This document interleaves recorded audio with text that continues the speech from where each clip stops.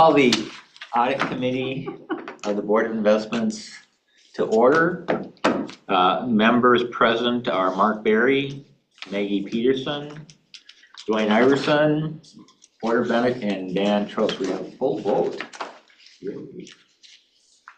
Okay, to start with, is there any public comment relative to the jurisdiction of this committee? Seeing none, hope everybody has had a chance to review the audit committee minutes from August 28th. Does anybody have any questions on those minutes or changes to those minutes? And if not, then I request a motion to approve. So moved. Second. Okay, we have a motion and a second. All those in favor say aye. Aye. All those opposed, minutes have been moved. Next is on our agenda is executive director comments. Nothing at this time. Okay, then I'm going to ask Julie to give us an update on both the audit checklist and then go ahead and move into the SOC report. Okay, Julie? Yeah, there's just a few things on the checklist this morning that I wanted to bring your attention to. For fiscal year 24, the Legislative Audit Division has began their on-site planning, testing, and fieldwork. They began that in August. They will be coming back to our office. They are scheduled to come back potentially next week to continue with their fieldwork and sampling work at that time and to complete their audit. We're hoping to have the audit completed sometime in mid or early December. In regards Do you have a to, question on that? yeah, When you say mid to early December, does that mean that the report will be available then? we have asked for early release from the legislative auditors, We do. as we usually do. So we are hoping to have it, that we can publish it and that it'll be out and available, because we do some EMA reporting that we need that financial statement for that EMA reporting. Okay.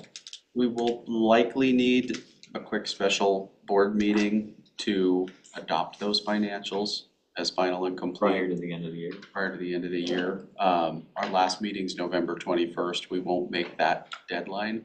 So probably some quick Zoom thing in this early December. Okay. All right. Thank you, Julie. And then in regards to our fiscal year 24 SOC report, that's going to be presented later in this audit committee. And there were 2 findings related to security within that report. The discussion will take place during your closed session at lunchtime. As a reminder, the SOC report is considered confidential in nature and should not be copied or distributed without the express approval of BOI and WIPLE. And we do have several members from WIPLE, the SOC audit team, with us today. We have Torpy White, Jackie Cooper, and Ashley Hong. And I will let them talk about our SOC report. Good morning, everyone. It's good to see you and be in front of you again this year to talk about how the audit went. As Julie mentioned, there's 2 items of note that ended up being exceptions in the report. Jackie will walk through the specifics of those.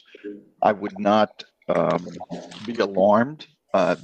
Actually, the purpose of the audit is to see if there's anything that has gone bump in the night. And this year you have a couple items, but they're not insurmountable or so egregious that I would be concerned about your internal control environment. The board has a tremendous attention to detail and team that really takes care and professionalism with regard to internal control. So in my opinion, as the partner on the engagement, I feel like the board has a very strong internal control environment and can be relied on for the production of both the operational statements as well as the financial information. So with that, I'm going to turn it over to Jackie to talk through the specifics of those exceptions that we noted this year. And certainly we welcome any questions that you have about either what's in the report or our process so that you feel comfortable with what has been presented to you. So Jackie, I'll turn it over to you.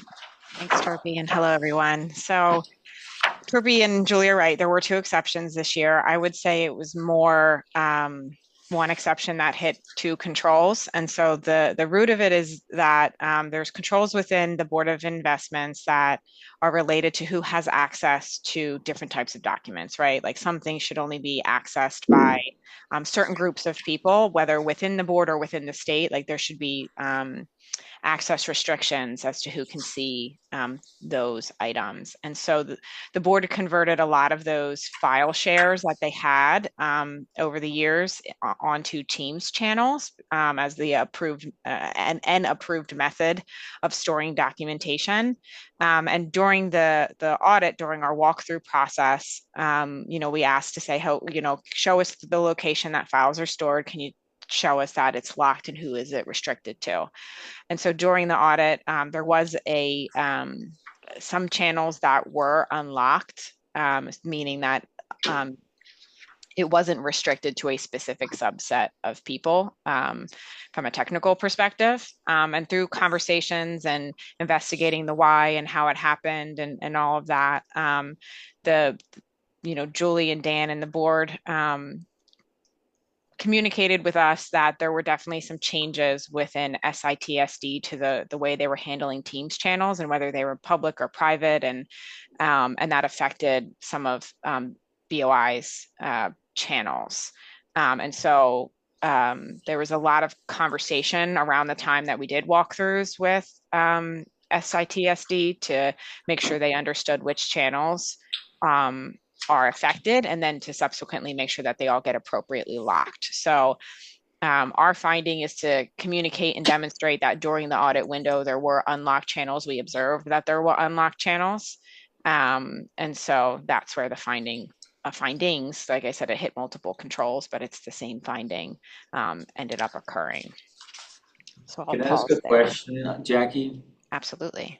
So when you say there wasn't a limitation to staff that should have access to this Teams folders, was it limited to the state of Montana, or was it wide open outside of the state of Montana government? No, it was limited to the state of Montana. It's all internal within the state. It was more if certain departments or teams shouldn't have access to it, Okay. that's what got removed, but it's all within the state. Okay, thank you. Jackie, I have a question too. Mm-hmm. Was there any indication that unauthorized users had accessed it, or is there no log of that sort of use? Yeah, and I know there was, from our conversations with Dan, that there was requests to access different information, which was part of what alerted them to some of the changes SITSD was making. But from our audit, we didn't dig into logs to know if unauthorized external to BOI access was given, but we don't believe so. Somebody would have really had to have gone digging for it. And I think it was caught pretty quickly from when SITSD made the change. So it wasn't like it was for a prolonged period of time. Thank you. Okay, thank you. And Jackie just highlighted something that I want to bring to the attention of the board. This was not something that a member of the Board of Investments opened or allowed. It was the way the Teams channel was originally created, and STISD did not apply the same segregation of duty restrictions to that Teams channel as had been in the past. So are the controls that BOI has implemented, are they at our level, not at the SITSD level? So there's two levels of controls. There's the permissions that ITSD grants everybody under the state Microsoft Office suite. And then there's the controls we implement at our level. We had been relying on ITSD's controls. They had everything locked down as the default. They switched their controls and opened it up that the state could see across the state. So we had to go back through and recreate the controls at our level and lock everything down. So that's sort of the two tiers of, we can't rely on ITSD to remain secure. We've got to create systems ourselves. Thank you.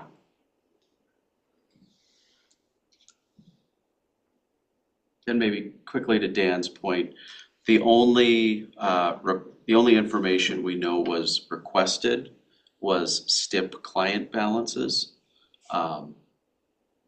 Didn't see anything that would have any PII or, none of the loan docs or anything like that were exposed.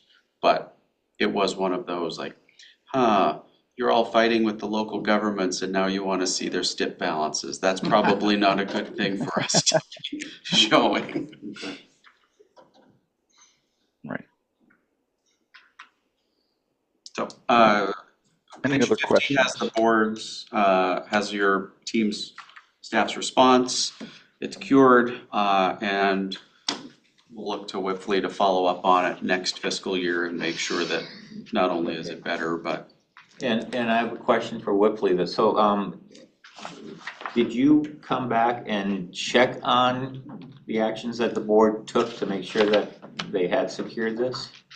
Yeah, for the channels that it's not a requirement for SOC auditing to validate that remediation efforts took place, but through the course of the audit, we did follow up and Julie was able to provide screenshots that the channels were locked.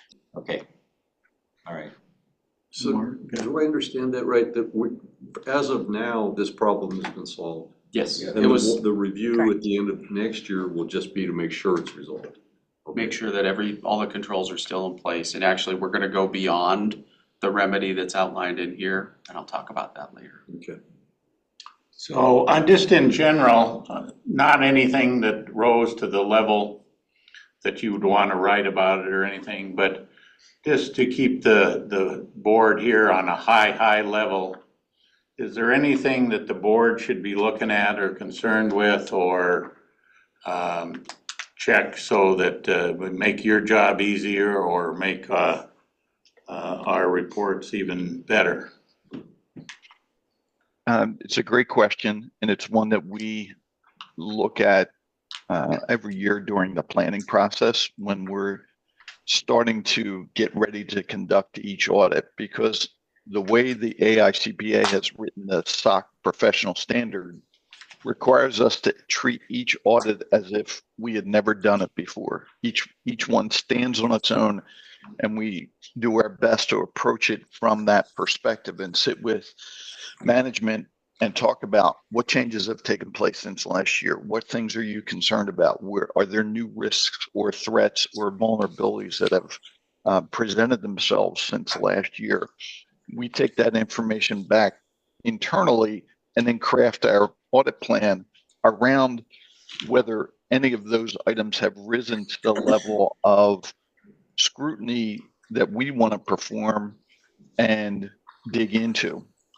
There was nothing that really raised our eyebrows this year that caused us to change our audit plan the way we had originally set out to perform it. Obviously, when we start doing our testing, things come to light as they did this year. And now it's something we keep in the back of our head for the subsequent years, but there is nothing that we really came across that would lend us to believe there's a breakdown in internal controls or any kind of weak spot within the board's internal control environment. Does that help? Yes, thank you. I've got a question. Go ahead. I'm not quite sure how to ask this. You've looked at the things that are traditionally kind of issues in security, and you've looked at it from a more traditional approach, what about how does the organization prevent some of these random hacks that come in out of nowhere, it seems, and somebody comes in and breaches the system? Do you guys in your audit have some kind of capacity in your analytical routines that suggest, well, this may be a potential weakness to that sort of thing?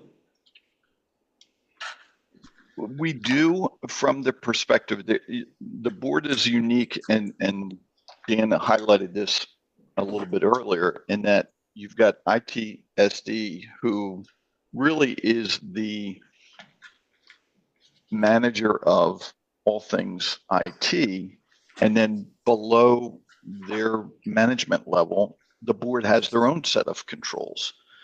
There is some reliance on ITSD to be diligent in either putting preventive measures in place to identify those threats and keep them at bay, and or if one of those threats were new and got through their defenses, to quarantine it or remediate it as soon as it's identified.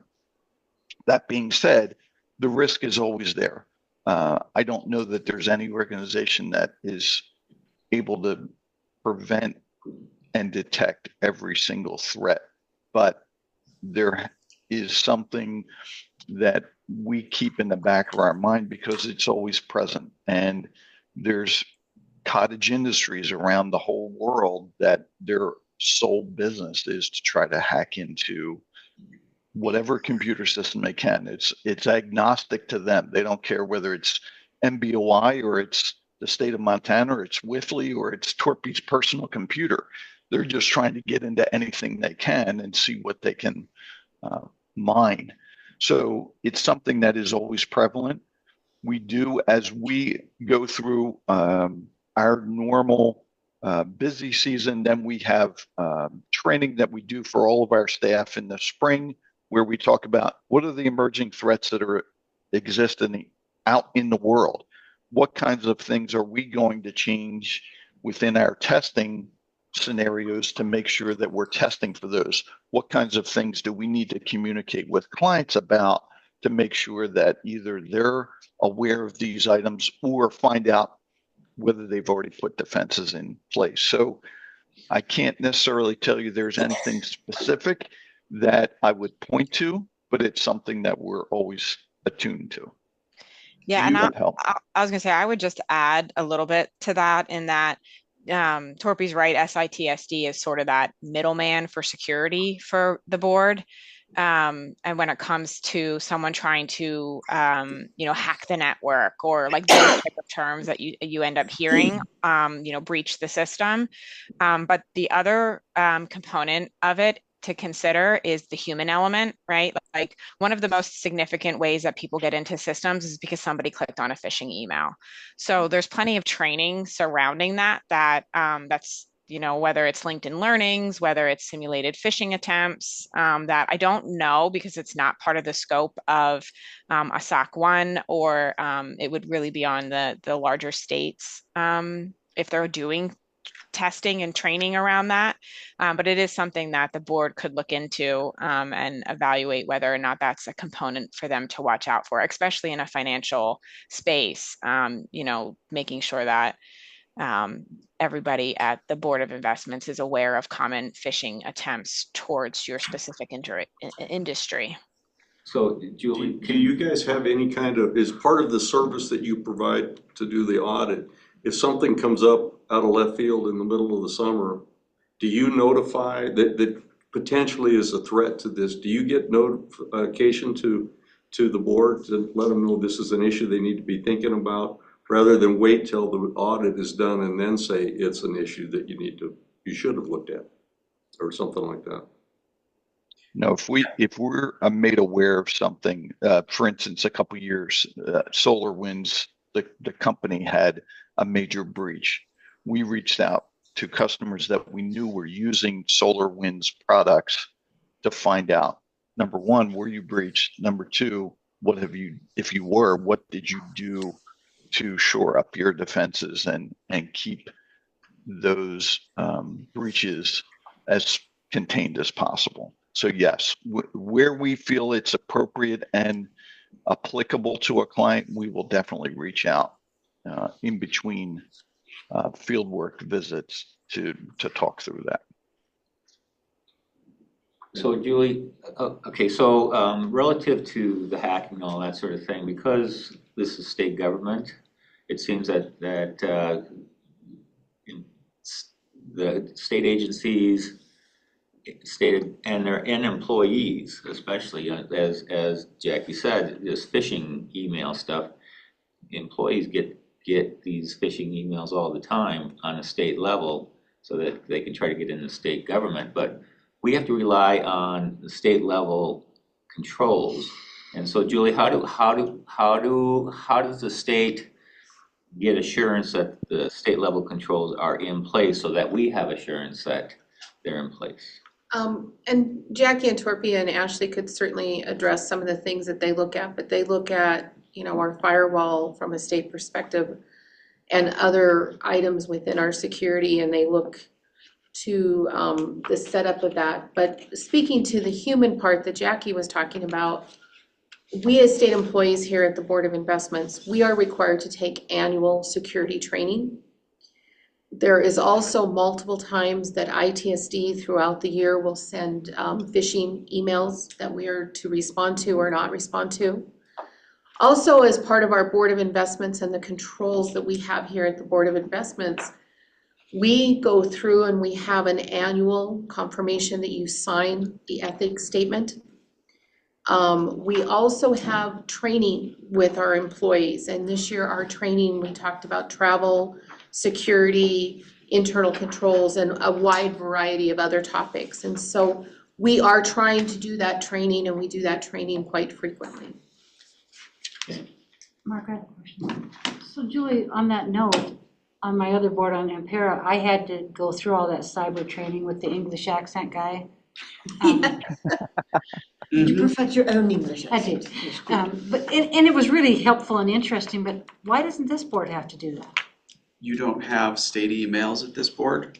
Oh, it's because I had the email. You have a state email at the other board. I have to read it once in a while, don't I? I'm, as the staff can attest, I hate email. It is a risk. It is not a communication tool. You can walk down the hall and have a conversation with somebody as opposed to all of this thousands of incoming. And anyway, so we don't have emails for you all. Well, we get email stuff though. Yes, from us, direct. My concern with us is we're the big fish. If you want PII, you're gonna go to another state agency. We've got the financial resources. So, not to pick on them, but like Department of Agriculture. Very low risk, very low loss, can probably insure against it. You're not gonna be able to insure us. So, as I mentioned with John and Aaron earlier this week, our IT security is one of the things that's keeping me up at night. And we're going to up that game substantially over the next couple of months. And then sort of create a more ongoing system. It's great to be part of state government. Our client is state government. We need to work with state government. But it ebbs and flows, right? Like they have to have an enterprise-wide solution for everybody. But for us, maybe some insurance peers of ours, maybe some healthcare peers of ours, we got to have another level. So we'll add that on top of the security that they provide. We can't just rely on them. Our purpose is to prevent, not to react to the problem. Exactly. And to address some of these items within your SOC report, it's approximately page 35-ish. There's a section C5 called Vulnerability Management, where we have controls that we test as part of your SOC engagement that allow us to get a view into where those protections are.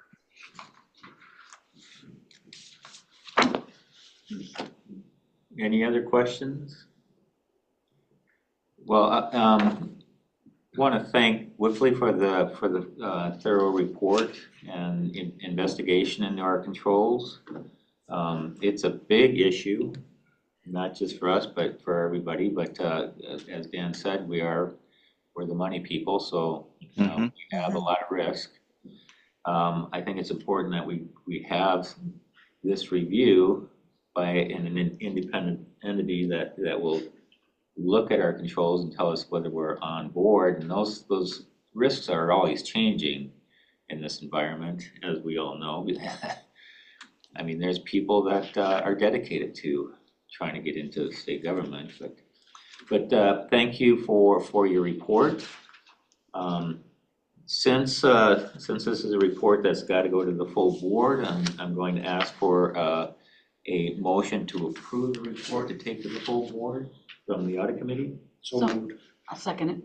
Okay, we have a motion and a second. Are there any questions about it?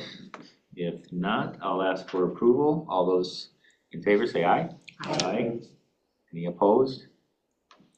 All right, thank you. We've approved the audit, SOC audit, and I think we have completed our audit committee requirements.